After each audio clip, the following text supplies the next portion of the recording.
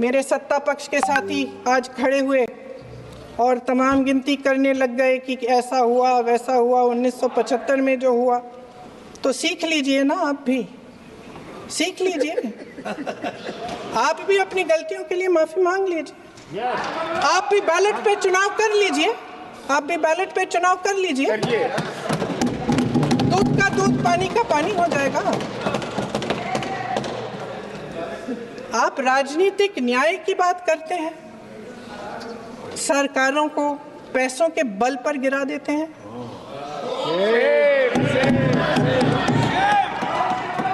मेरा आग्रह है कि अपन संविधान में सकारात्मक बोले।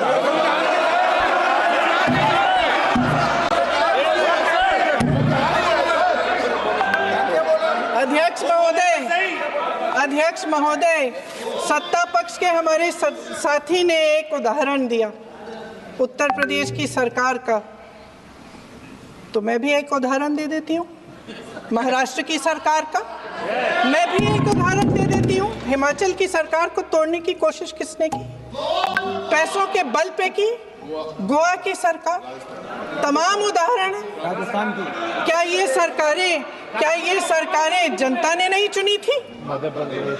क्या संविधान इन पर लागू नहीं था? पूरी देश की जनता जानती है कि इनका हंसती है, जानती है कि इनके यहाँ तो वॉशिंग मशीन है।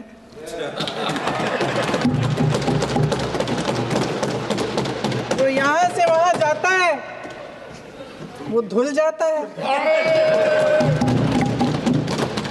इस तरफ दाग, उस तरफ स्वच्छता। और मेरे कई ऐसे साथी हैं जो इस तरफ होते थे उस तरफ चले गए, मुझे दिख भी रहे हैं, वॉशिंग मशीन में शायद धुल गए हैं। अध्यक्ष महोदय, जहां भाईचारा और अपनापन होता था, जहां हमारे संविधान ने एकता का सुरक्षा कवच दिया था, वहां शक और घृणा के बीज बोए जा रहे हैं। एकता का सुरक्षा कवच तोड़ा जा रहा है। प्रधानमंत्री जी यहाँ सदन में संविधान की किताब को यूं माथे से लगाते हैं, लेकिन संभल में, हाथरस में, मणिपुर में जब न्याय की गुहार आती है, उठती है, तो उनके माथे पे शिकन तक नहीं आता।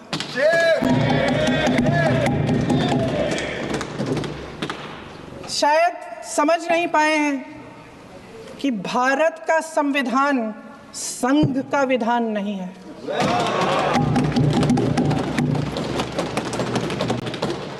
भारत के संविधान ने हमें एकता दी, हमें आपसी प्रेम दिया। उस मोहब्बत की दुकान जिस पर आपको हंसी आती है, उसके साथ करोड़ों देशवासी चले। करोड़ों देशवासियों के दिल में एक दूसरे के लिए प्रेम है, घृणा नहीं है।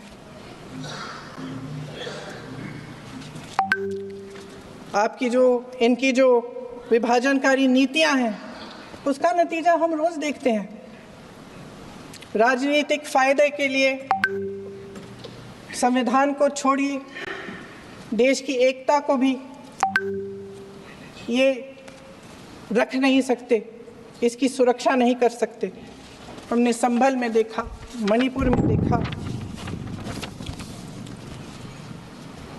दरअसल इनका कहना है कि अलग अलग इस देश के अलग अलग हिस्से हैं, लेकिन हमारा संविधान कहता है कि ये देश एक है और ये देश एक रहेगा।